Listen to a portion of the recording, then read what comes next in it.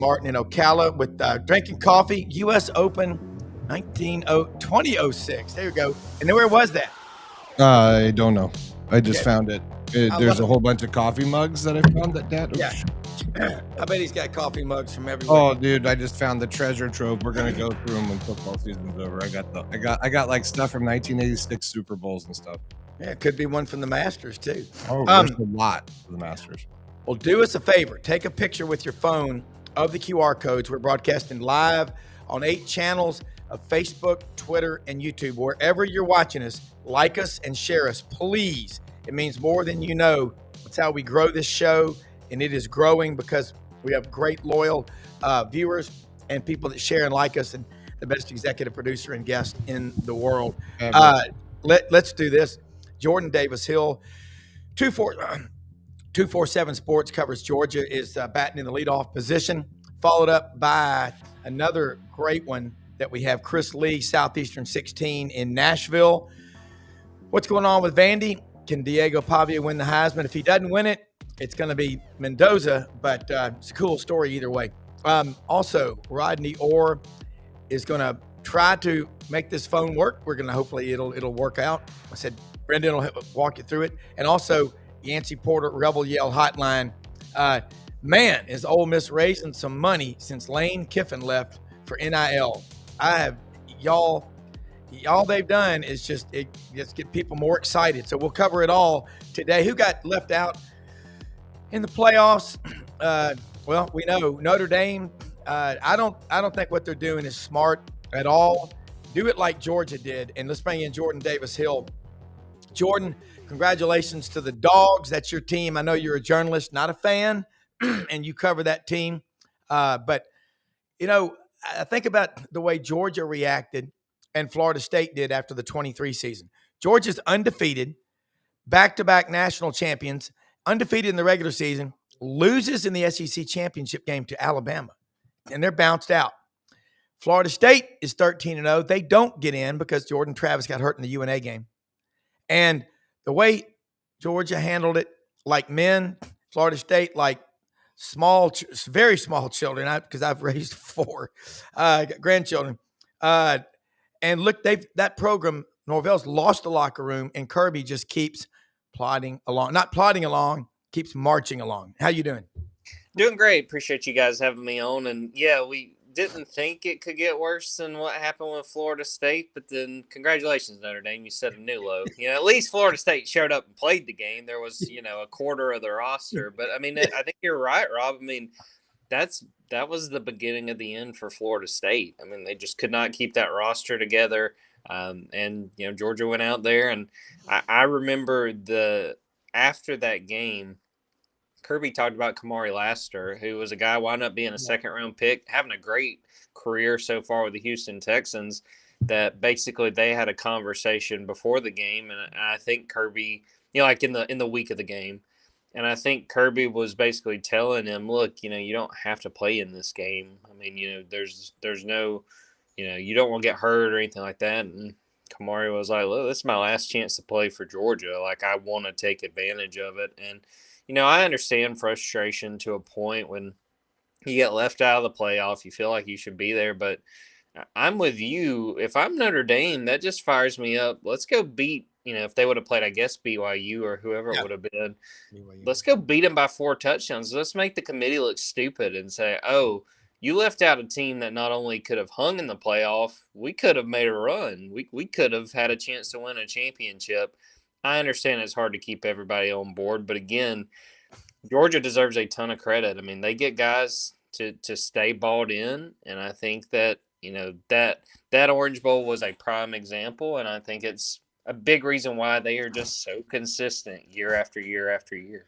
Well, you'll see it with kids, mommy ball and daddy ball. You got a football team with a bunch of 3rd and 4th graders. If you're spending all the time on the Elite 11, not developing the 2s and the 3s, you have no future. And that's the same thing. I love Notre Dame. I'm Scotch-Irish Catholic, man. And Pete Cordelli was on yesterday. He coached there. He loves Notre Dame. It's not smart. I've got a lot of respect for Marcus Freeman. I mean, I know who his agent is. I know him. I'm trying to get him on the show. He's also the agent for John Sumrall. I believe Alex Golish. There are other agents besides Jimmy Sexton. But you know what I love about Kirby Smart? That guy has never, to me, I don't know him. You do. I don't think he's ever forgotten that he came from a small town in Southwest Georgia, and his father, Sonny Smart, and his mother did a hell of a job raising the guy because he interacts with every player and over a 4 or 5 year, if they're there that long. But every day you're there at Georgia, he recognizes you. That's why those guys are so bought in. That's what I think. You see it better than me, though. No, I think he does a tremendous job in building relationships, and I think his background as a player has a lot to do with that. I mean, he's always credited the influence of Ray Goff, Jim Donnan, what he got to see as a player. He's, said since then, that he would not have recruited himself if he was Ray Goff or on that staff. But no, I think too it shows up in recruiting, and obviously we understand the money involved and things like that, but I think genuinely Kirby's always been really good at building relationships and being able to relate to kids who now, at this point are what, 30, 32 years younger than he is. But I mean, he's able to relate to them and he buys into the guys. I think that he really understands what it takes to be great and that they show up and he understands what they have to put in on a daily basis to be great, and he respects that. And I think that's why you see those relationships where he talked about it after the game in the SEC title game. He talked about how emotional it was, not only seeing some of his former Georgia players like a Richard LeCount who was there, but he said, I see C.J. Mosley, who was honored as an SEC legend. I see Clinton Dix, who is now a member of Alabama's support staff. They may not be with the team that he's coaching now, but those relationships still mean a lot to him, and you could tell when he was talking about it. Yeah, and I remember at SEC Media Days in Dallas, July of 24, when Kirby got up there and he said they'd gone to a program to learn about building team culture. And he said, you learn about every teammate, their hometown, their family, their kids, if their brothers and sisters, everything about him. He goes, because I promise you, in the fourth quarter, if you're on the road at night in Death Valley, you're at Jordan-Hare, or you're playing down in Jacksonville against the Gators, you better trust that guy to your left or your right. And I think people are so dismissive and so sardonic in their, takes on about everything. It's just really cool to watch. All right, let's talk about what your takeaways were from that game, holding Bama to -3 yards rushing. And Georgia's defensive line had been not put up there with the best ones, but damn, their front seven sure showed up, and their secondary. Yeah, I mean, the biggest thing, the defense all year has done a good job of stopping the run, but you saw, again, they played really well in that perspective, but also they did a much better job of pressuring Ty Simpson. They sacked him 3 times, and even just the pressure, even when they did not get home, Ty Simpson was never comfortable on Saturday. I think that showed. You mentioned, I wanted to shout out, Cole Kublik had the stat. That was only the second time in Alabama football history they rushed for negative yards. The other time, can't say I ever caught this one, the 1968 Gator Bowl. Maybe I have to go through a YouTube and rabbit hole and see what I can find there. But that and, man, the secondary come a long way, even going back to when they played in late September. Ellis Robinson playing with a lot of confidence, made a big hit early that a lot of folks feel like kind of set the tone, made some good plays in coverage. You got Dalen Everett made the pick. This guy, big game, look at number 6. He's going to make a big play. He did it both games against Texas last year, had the interception on Saturday against Alabama. Defense is playing great, and the offense, it wasn't quite as effective as I know Georgia wanted it to be, but they were opportunistic. And I wrote about that after the fact that, big part of why Georgia won the game the way it did. Cole Spear block punt, you go score a touchdown on a short field. Right. After the Dalen Everett interception, they were like just short of midfield, drove down and scored.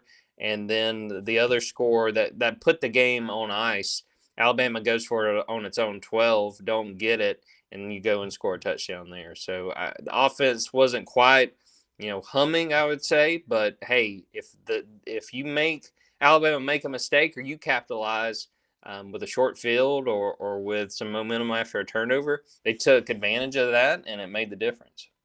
Well, if you think about Georgia in that game, the Mike Bobo, he could find a cure for famine, and people would complain that it wasn't good enough. But the way they use the tight ends and the way Nate Frazier is running like a man possessed, you hear that term used, but like he's wanting to show people, hey, I belong up there with the Georgia running back legends. But dang, now you think about the matchup coming up. Matchups on game day are what matter the most. We talked with Dave Bartu on the show yesterday, and Ellis Johnson and Pete Cordelli and Matt Dean was on about the way Ohio State, Indiana, and Georgia. Those are the three teams that Dave thinks the only three that can win the national championship. Georgia's defense is playing. Teams get, that's what Pete said. He's right. They don't allow for teams to get better, and they do. You're so much better, Georgia is now, the last 5 games compared to the first 7, aren't they? 100%. And I think it's mostly that defense. And I think it's a product of a young defense growing up. And you've had guys like Gabe Harris, who's all of a sudden become one of the most consistent pass rushers. You've had Ellis Robinson, who, early on it was kind of like, man, this was a 5-star guy that Georgia signed in the 24 class, didn't play a ton as a true freshman. And even early this year, it was sort of like, I don't know if this guy can do this. And credit to him, he kept fighting and kept, playing through it. And I'd even say guys we haven't seen as much. Rayshawn Dinkins started at the star position, that nickelback position against Alabama because Jonell Aguero was hurt. And he played fantastic. I don't think that's the last you've seen of him. Ja'Cory Thomas probably had his best game, and he's a senior, but he's a guy that's just not played a ton. He's had to play in place of Kyron Jones, who hurt his foot. He had a sack on Saturday. He had a really strong game. I just think you got a defense with a lot of confidence. I thought it was interesting. Quintavious Johnson, another guy who stepped up, the outside linebacker, he was asked after the game, as a defense, is it maybe a bad thing that you're about to get a break, basically about a 3-week break because of the bye, because you guys are playing so well? And he was like, no, we're going to carry this momentum and we're going to continue working to get better. They're not satisfied. They gave up a touchdown. They're not happy about that. They gave up, like a 91-yard touchdown drive. Yeah. You still won by 3 touchdowns, but the standard at Georgia, man, it's super high, and they're going to be motivated during this break. Yeah, you're right. And the momentum part, I always compare it to baseball. You're hot, but Georgia's smart. Kirby will have those guys on a routine to simulate games. And as far as practices go, does Georgia do a lot of hitting in practice, a lot of really physical contact? Because it seems because they're a physical team, they have to be. Yeah, I think there's a lot of it, but I do think as you get into November and especially December, they taper it down a bit because they got to keep these guys healthy, and no one's 100% at this time of year. And I thought it was really interesting when we talked to Kirby on Sunday. He said that, they're still kind of formulating their plan for how to handle the bye and the additional time. And he said that he had been texting with some of the other coaches who had first-round byes last year. If you guys remember, every team that had a bye lost, and Georgia was one of them. Now, he said he was texting coaches who had a bye. I think that probably means he's texting Dan Lanning, his former assistant. Maybe there's some other conversations with some of those other coaches, but I think they want to be really smart about how they use this time and striking the balance and getting healthy versus just sitting around and twiddling their thumbs. And I think he's got enough experience. I would trust whatever plan Kirby comes up with. There will be a lot of thought put into it, I can tell you that. Yeah, he's got a lot of mechanical engineer or finance, or I think he's a business major at Georgia, because I think he and his wife have both endowed chairs to the Terry College of Business. And that, as Chuck Oliver says, that ain't nothing. That's a big deal. Those are minimum 600 apiece. All right, last question. The matchup. You're playing the winner of Tulane and Ole Miss. Doesn't matter who you play. It's the same thing, but that's in the Sugar Bowl. Man, what can you imagine? Whoever it is, that is going to be wild. Yeah, I think it makes for a fun setup, whether it's Ole Miss and all the folks from Mississippi coming down to New Orleans, or if you got the hometown team with Tulane. Now, I know who I think is more likely to be there, and that would be the Rebels. But if it is Ole Miss, I really want to watch Georgia's secondary because they struggled in that first game. I think it was 5 straight touchdown drives by Ole Miss. And then Georgia got some stops late and were able to hold on and win that thing 43-35. Now, there's no Lane Kiffin this time around. Mm-hmm. But I honestly think that isn't the worst thing. I think this Ole Miss team, and we'll get a better sense of this in the Tulane game.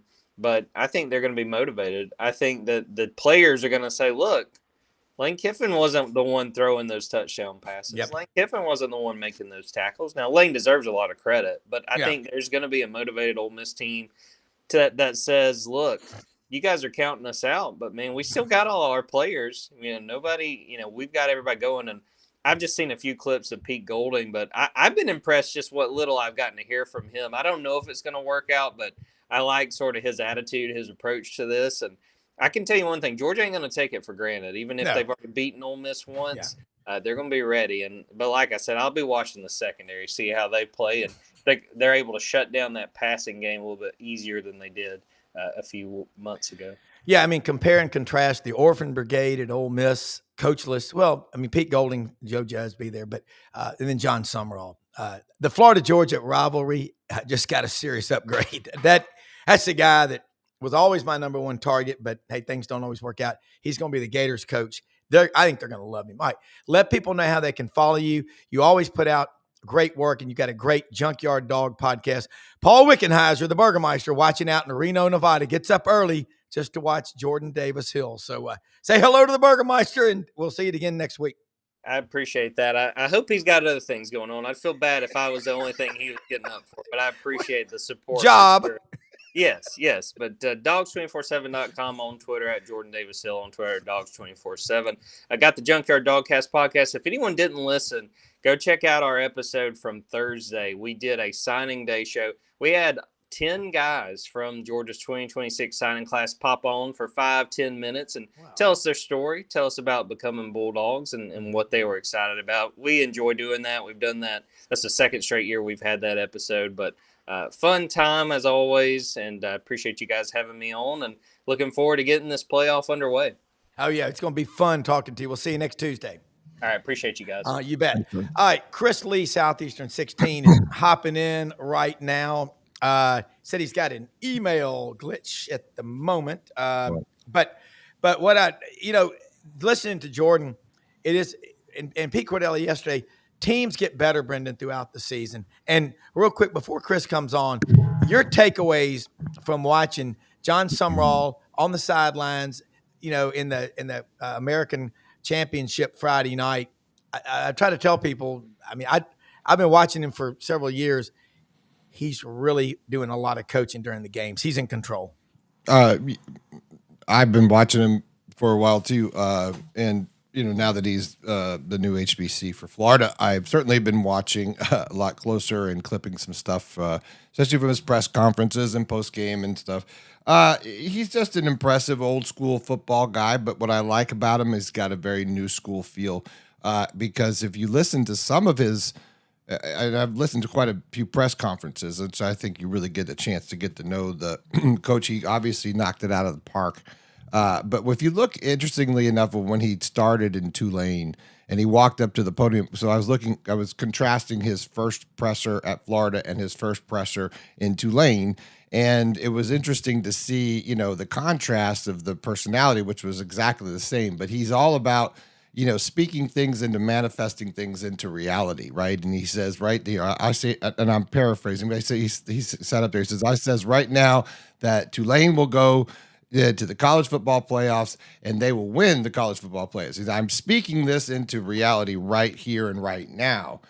And I just love that because that's kind of how I live my life. So he speaks to me personally, and I enjoy that he, thinks cerebrally, if that's a word, today. Not enough coffee, but he thinks, he's a thinking coach. And if you played sport, and we'll bring in Chris Lee from all over the place. I'm sure he's been a busy boy these days. Chris, welcome, and I'll finish off with saying I just think he's a special coach because he thinks about the mind.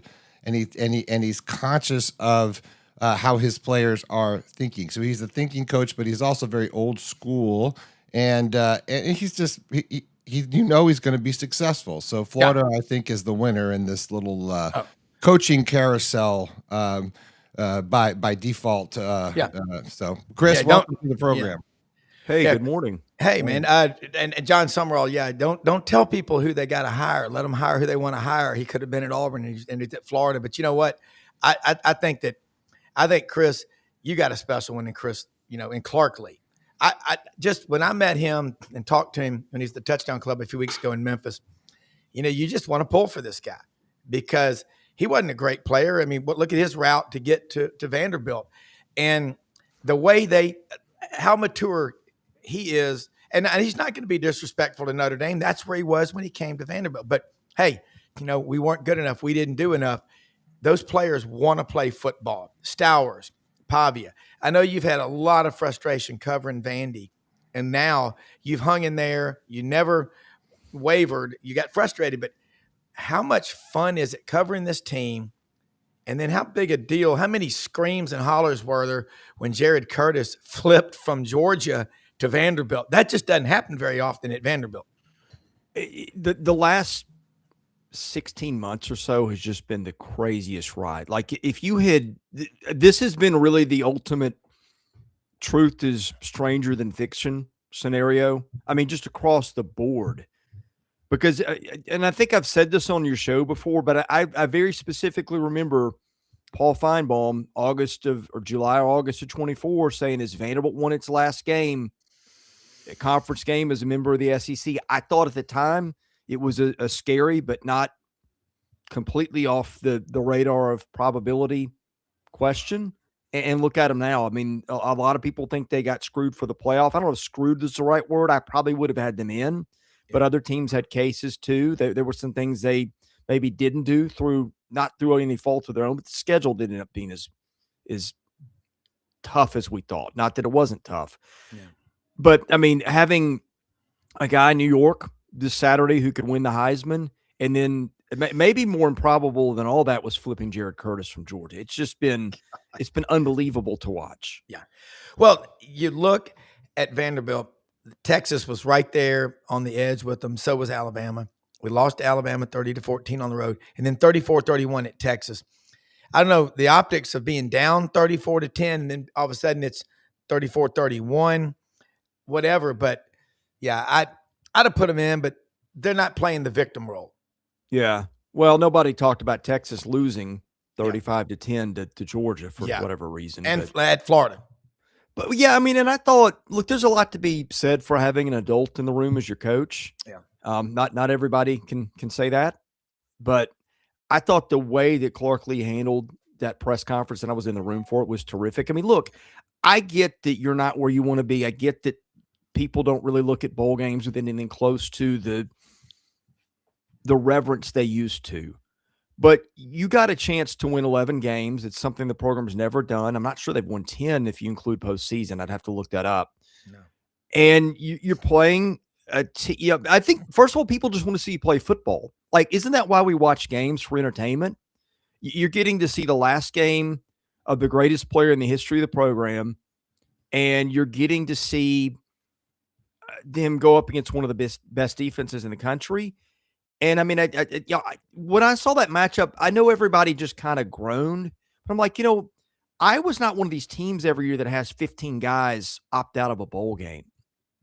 Vanderbilt's not going to do that. No. I mean, to me, it's more like what we're used to, and I find that part of it enjoyable. And I thought Clark Lee was wise to approach it the way that he did. Well, the other thing is teams like Vanderbilt and Georgia that love playing football.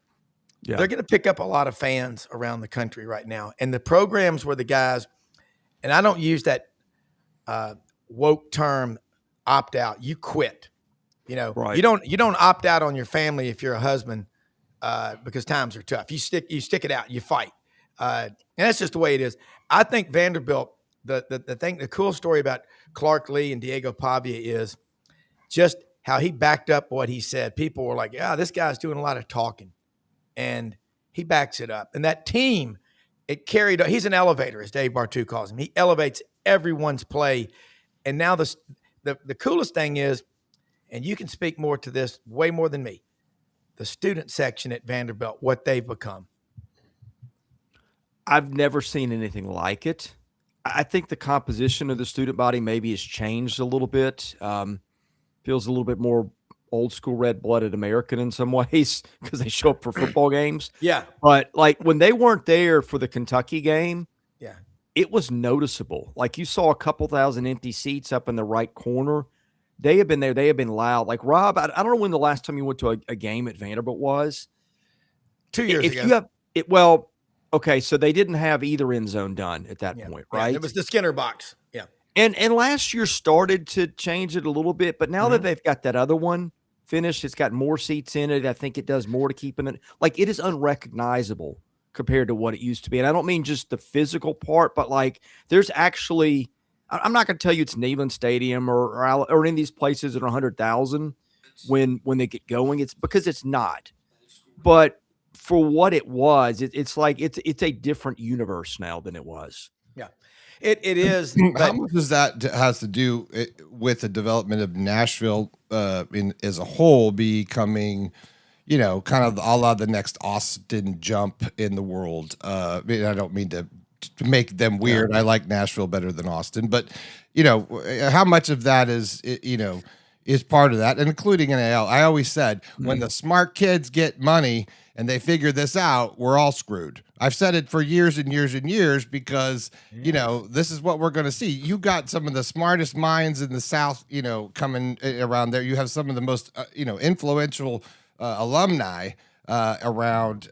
You get a little bit of spark like you got at the beginning of the season, and then look at where you are now. Watch out, Vanderbilt. Yeah, I don't know how much of that translates to people in the stands. I don't know how many new fans they're making. I think they're making some, but I'm not telling you one way or the other that's right or that's wrong. But I will tell you when you walk on the field before the game and you look up and you're 5 feet from Theo Vaughn, right, or Reese Witherspoon or right, Nate Bargatze, and there's there's more recruits on the field, for a game than I've ever seen, probably by a factor of 2 or 3. It is a very different feel. It is, and yeah, that's what I mean. The culture of Nashville kind of bleeding in here. Like people don't understand Theo. If you don't know who Theo Vaughn is, you're under a rock. Yeah, like seriously, like that. That is a huge thing for that to happen to getting recruits and all that stuff. Go ahead. Yeah, well, and if I can add one other thing, and we are all closer to the same age, but you go on the field and you see recruits taking photos with this random person over here or there, and I'll ask somebody half my age, hey, who is that? And it'll be some guy that everybody in their teens and 20s knows on YouTube. Like they've got that set of things too. That like I have no idea who this guy is, but he's a big deal. Yeah. Well, you know what? We were in Nashville in late October with our friend up there, with People Loving Nashville. We went up there on a Monday night down on the river to volunteer, and man, the number of people in that town that are also giving back. Those country music people, man, they've got big hearts. They are very generous, and I was blown away. We went to a dinner the next night for People Loving Nashville down near Murfreesboro. Holy cow! And you're right, Brendan's right. So we're down at Bricktop downtown dinner Monday night, and there's just mobs of people in the streets on a Monday night at 10 o'clock. And one of my friends up there said, Browne, it's become the new Vegas. People come up here 3 or 4 days, get on Broadway and just go crazy, and then just go back to their life, whatever they do. They may be, it doesn't matter what they do. Nashville, but it's always living in Memphis. I mean, we go to Nashville so much. I grew up going to the state capitol on holidays with my dad just to chase work. It's still a southern city, a lot more traffic than there used to be. But yeah, Clark Lee. Let's talk about Clark. His father's medical practice is a block or 2 away from the stadium. Yeah. What about the facilities? Are they starting to shake the tin cup outside of areas just other than Belle Meade? Are they starting to branch out? Because when they came to Memphis a few weeks ago, it was like a run on the bank. We ran out of food. We didn't have enough places to sit. I know a lot of Vanderbilt people, but man, they're excited. Yeah, it's hard to know where they're getting their money from. I keep hearing stuff like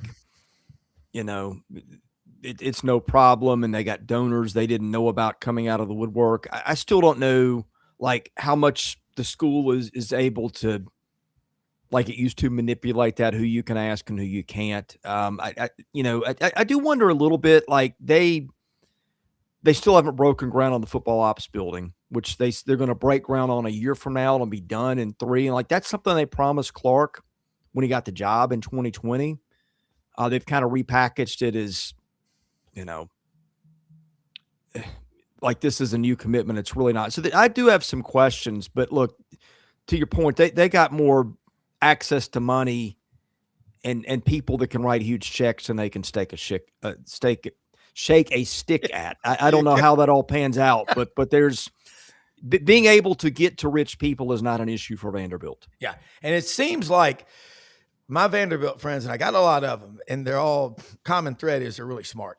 They're so into this team. It has been a revival, and I see it carrying over into every other sport, like what Tim Corbin's done. You know that you are Mr. Baseball. Yeah. Move over, Bowie Coon. Well, and blast from the past. The best team on campus right now might be the men's basketball team, honestly. Mm-hmm. Yeah. Wow. They're really good. Wow.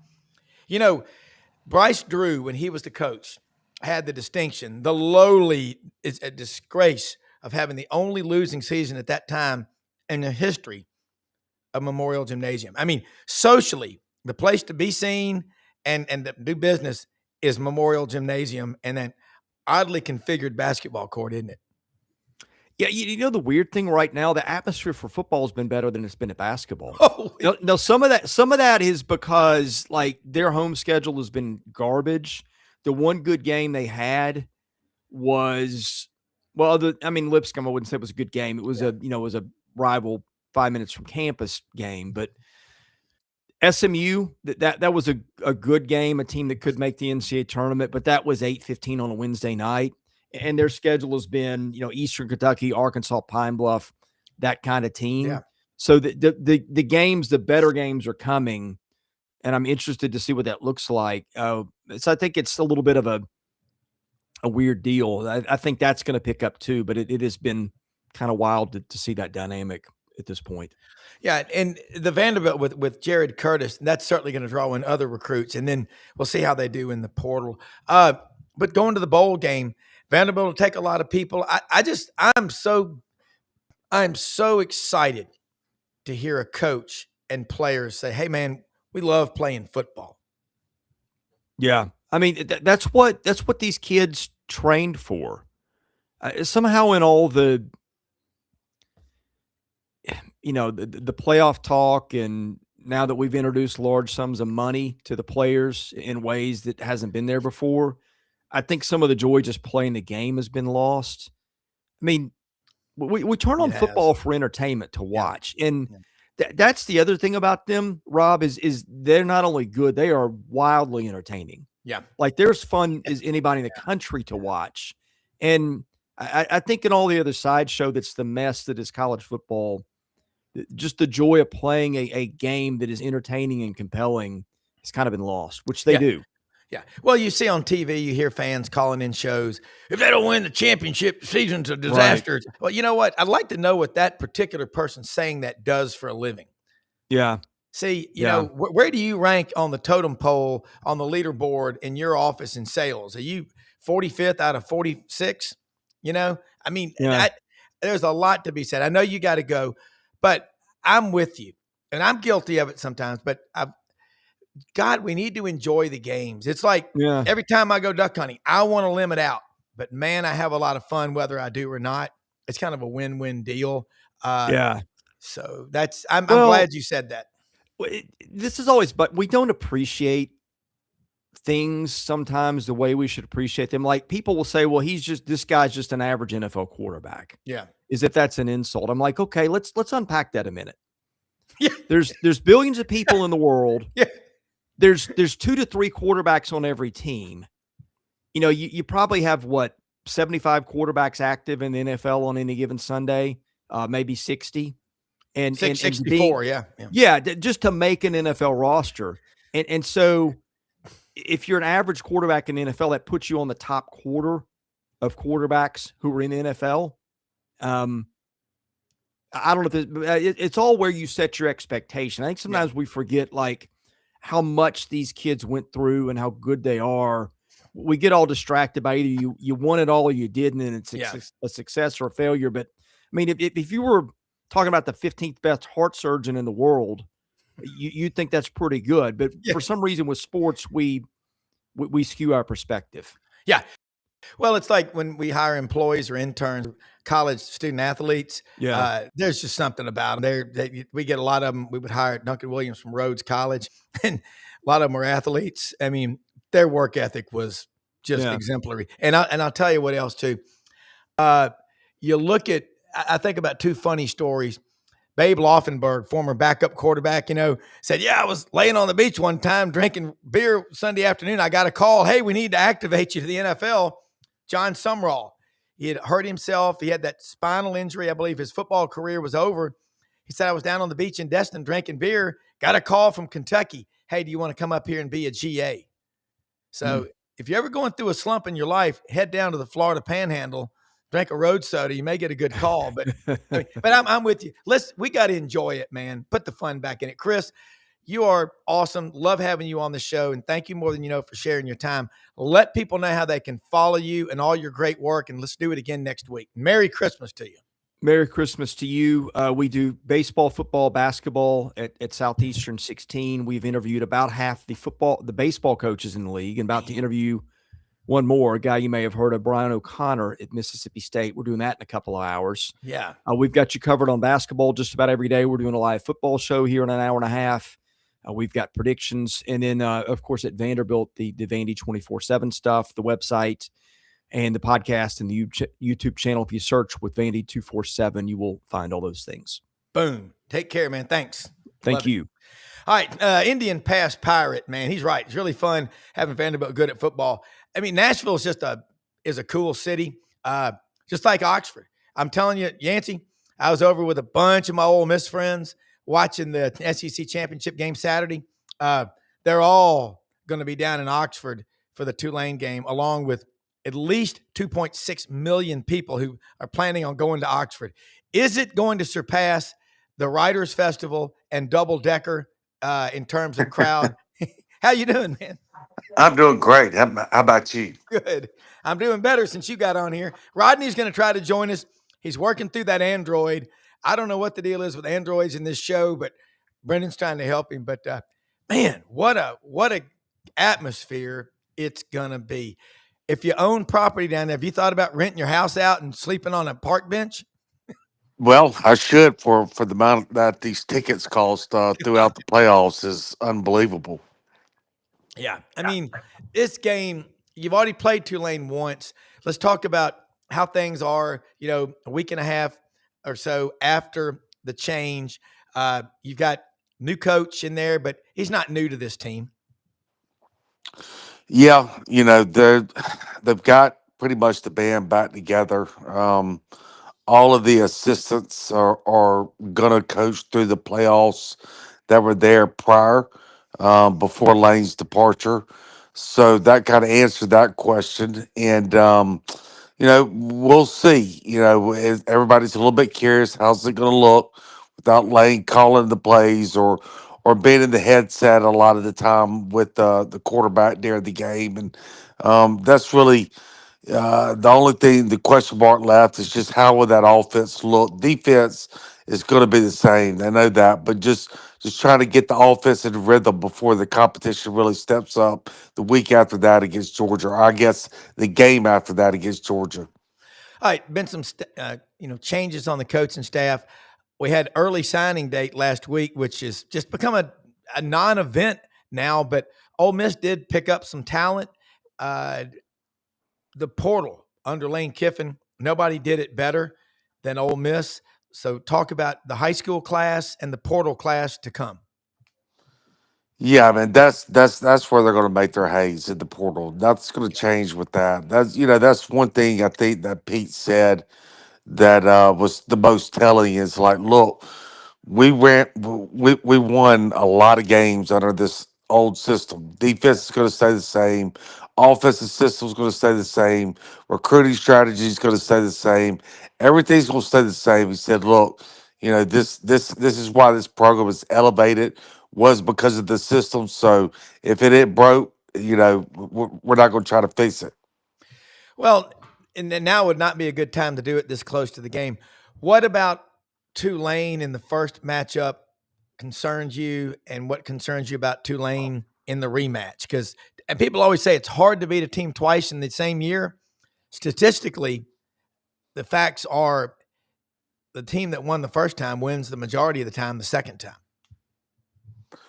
Yeah, Ole Miss won that game pretty handily. I think it was Yeah. 45-10, and Tulane's quarterback only completed 5 passes in that game. I believe he was 5 for 17 for about 36 yards. So that's kind of hard to do, right? So you figured that they're going to have more success with the ball in the air.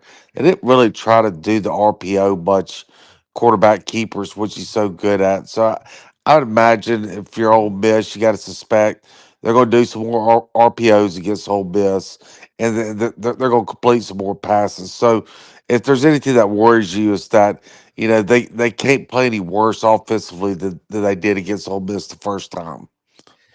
Yeah, and as far as quarterback position, what to address?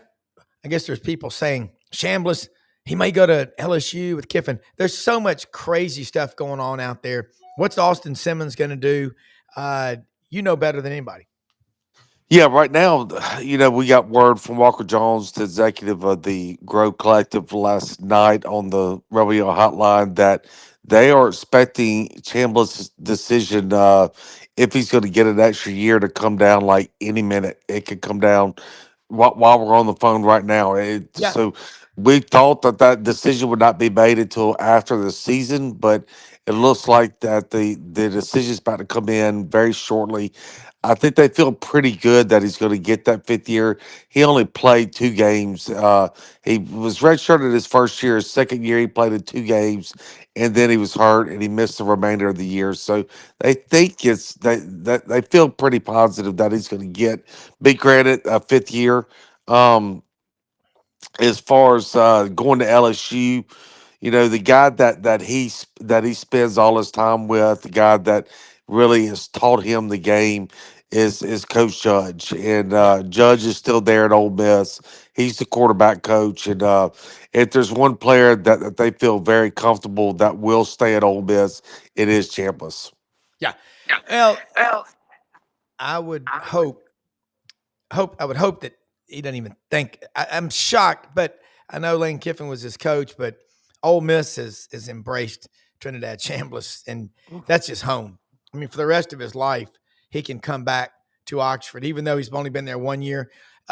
Yancy, Yeah, I'll address that. There's a yeah, lot of fear within the Ole Miss fan base because he is Lane Kiffin, right? And this is what he yeah, does. And he did recruit a lot of these players, or he was a part of the staff that recruited them. But when you see these coaching changes and a coach goes from one school to the next, and you'll see 30, 40 players leave with them.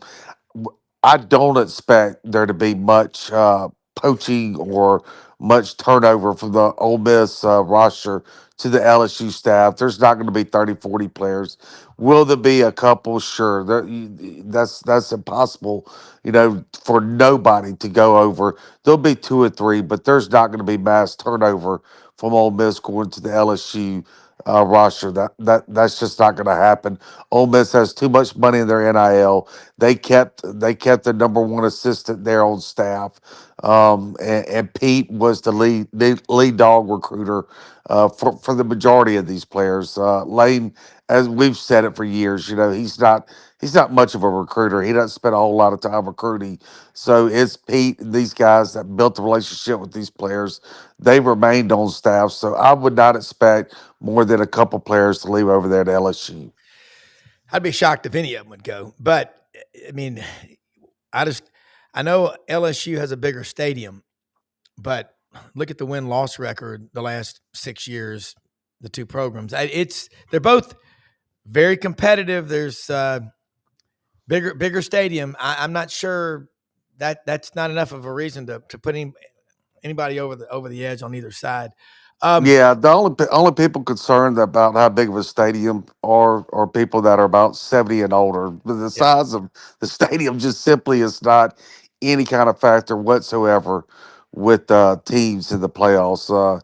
You go through the teams in the playoffs this year, in the prior years, it's just they're getting there not by the size of their stadium, they're getting there by coaching and NIL.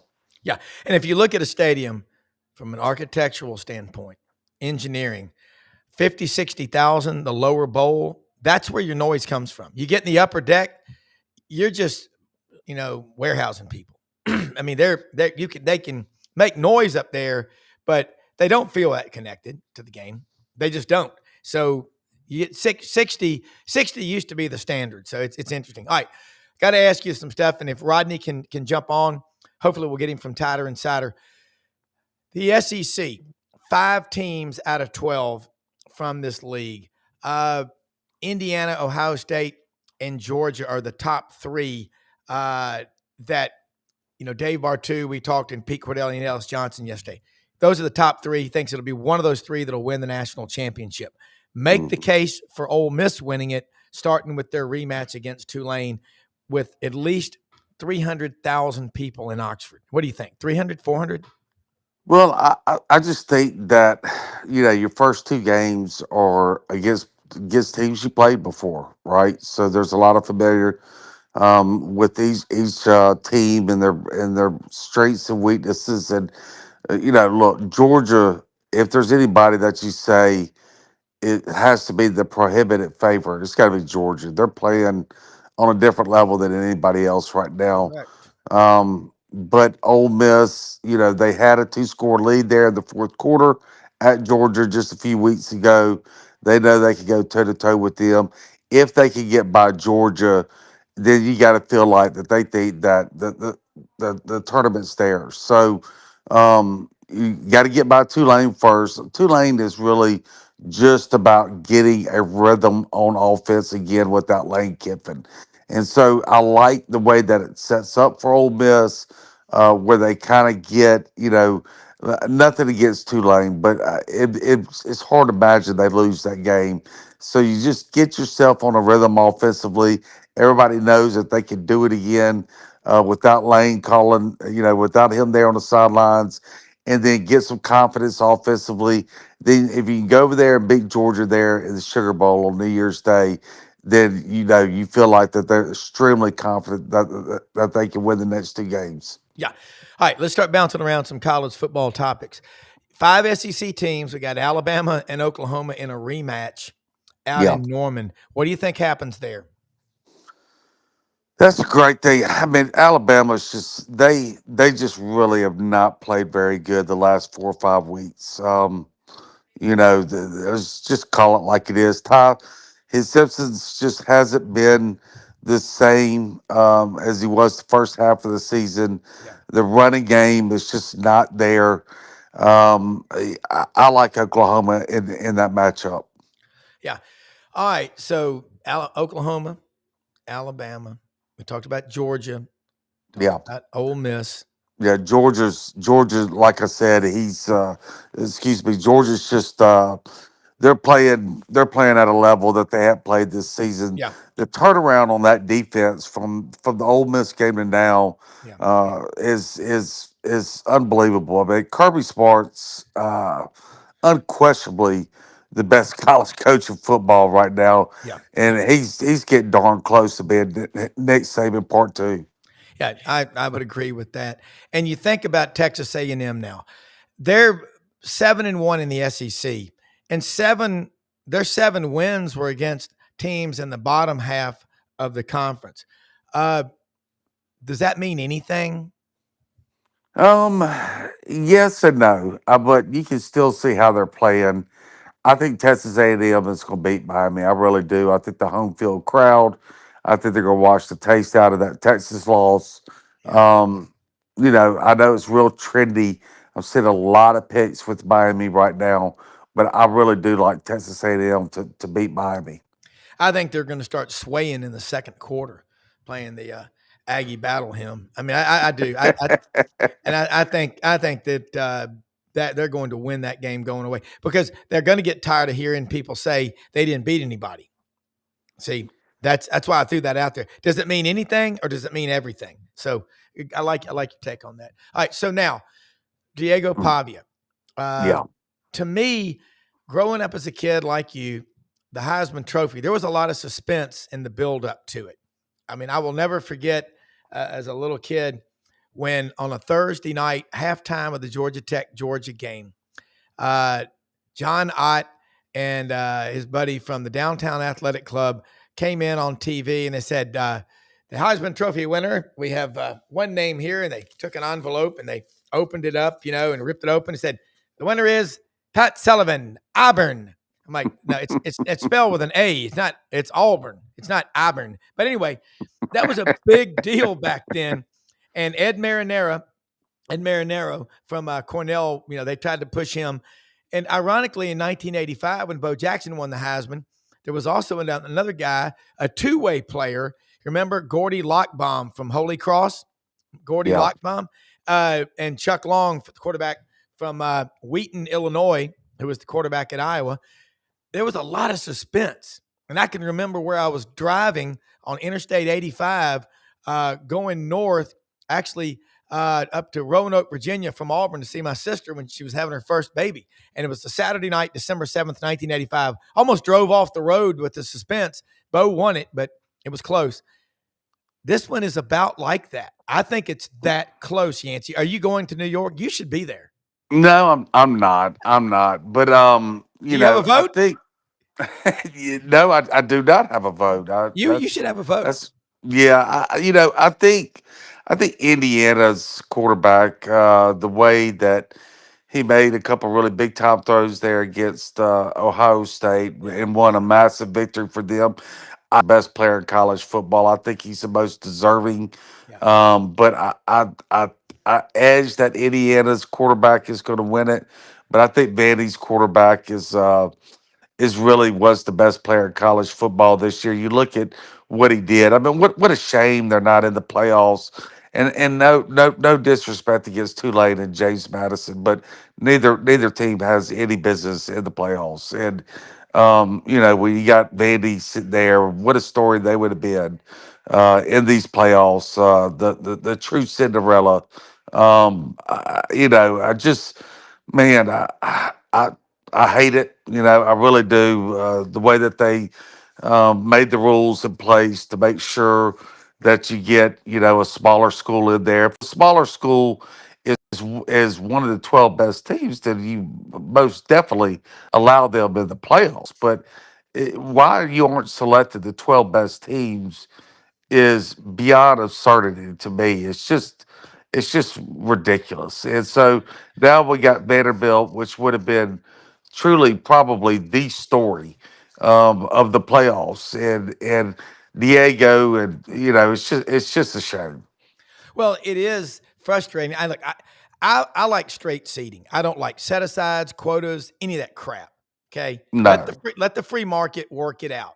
Okay, don't check the box. Oh yeah, look, we got a team from this weird conference or whatever. They're just put the best teams out there and let them fight it out. Alpha male culture always wins. Betas lose, and it's frustrating. But yeah, you're right. Vanderbilt would draw a lot of eyes. I think Ole Miss is a great story. And I mean, who would have taken a bet that James Madison and Tulane would make the college football playoff before, say, Florida does or Auburn does? Yeah, I mean, it's a weird time we're living in. Weird. it is. You shouldn't have games where there's 2-3 touchdown spreads. That Yeah. lets you know that it's not the wrong team was in the playoffs. Yeah. And Lane made a great point weeks ago, months ago actually. He said, let Vegas select the playoffs. They're the only truth serum in the media. Let them select it. Let them go by the odds maker of the games on a neutral field, and that's who should be in there. See that 1 through 12. There shouldn't be any automatics, qualifiers. Just should be the 12 best teams. The first, and this thing with Notre Dame, getting in automatically if they're a top 12 team, again, horrible idea. If you're going to do that, you got to do that for everybody. Yeah. Why are we making an exclusion for one school out of the 130 plus teams? Everybody would love to have that. If I'm one of the top 12 teams, then I automatically get in. I mean, that's the way it should be, and that's the reason it's ridiculous that it's not this way. And I understand why Notre Dame would want that, but why doesn't everybody get that? That it makes no sense. Well, I just think about Vegas determining the CFP. They could do the show live from the floor of a casino, like I think of Don Rickles or De Niro in the casino or something like that, or Goodfellas picking the teams. But you're right. They're the truth brokers. Dave Bartu, who's on our show every week, College Football Matrix, is putting together a top 25 that's ranked kind of like that. And it's going to be a big part of our show next year in football season. I think you're exactly right. Look, Yancy, Rebel Yell Hotline, catch him Monday nights, 6 p.m. Central, Sports 56 WHBQ, Chuck Rounsville, Ole Miss Spirit, Harry Harrison, Gary Darby, Gordon Ford, all of them rebels to the core, but also just really good people. Yancy, thank you more than you know for sharing your time with us. We'll get Rodney back on, the dynamic duo, as soon as we can figure out this phone thing. But I'm going to beat you to it. You have a blessed day because you always bless us with your presence. You and your readers, God bless you. Take care. Thank you. All right, let's say something real quick. Sponsors, man, we love them. Landers Ford, Memphis.com, Poplar and Houston Levy. Look, you see it over my shoulder right there. $500 off for SEC Sidelines audience members. Hey, it's a big deal. Go out there and shop. Support our sponsors so they'll stay with us. And if you want to be a sponsor and you'll stay with us, we'll send business your way. If you want to be a sponsor, let us know. Text us, 901-606-1929. Let us know if you're interested in being a sponsor. We will get you business. Landers Ford Service Department open 7 a.m., 7 p.m., Monday through Saturday. Closed on Sundays. Always on Sundays, they're closed.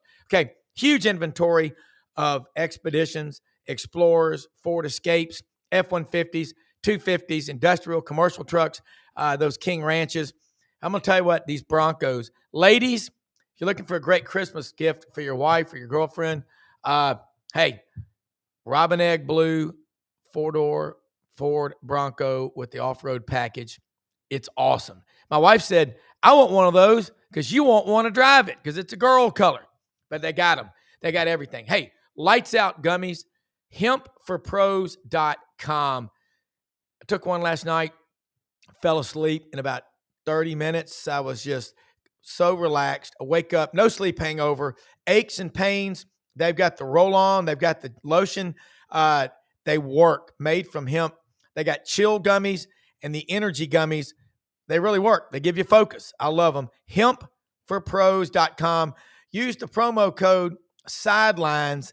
But when you get on there, they got another promo code that'll get you even more off through the Christmas holidays. HewlettandDunn.com, located on the historic square in Collierville, Tennessee. Golly, they've got boots, Barber, everything, sweaters, jackets, clothing. Barber now makes boots, and man, they look great. I'm telling you right now, get out there to Hewlett and Dunn on the square. These are the new Barber boots that they've got. They are good looking. And they've got them. Charles Hall, his wife, Laura, Raven Carpenter, J.M. Huffman, Lydia. They're there open every day of the week right now through Christmas. That is including Sundays 1 to 5. And Rumble Boxing Gym, Union and McLean. How you fight is how you live. I say it every day because I mean it. Most often we see the face of Christ in the least among us. Go out there and find ways to help people. Say hi to people. That may be the only person that talks to them all day long. Thank you for watching this show. We'll see you tonight on the Lowdown with Lauren Meadows right here on this channel. For executive producer Brenden Martin, have a great day, everybody. He's the best in the world.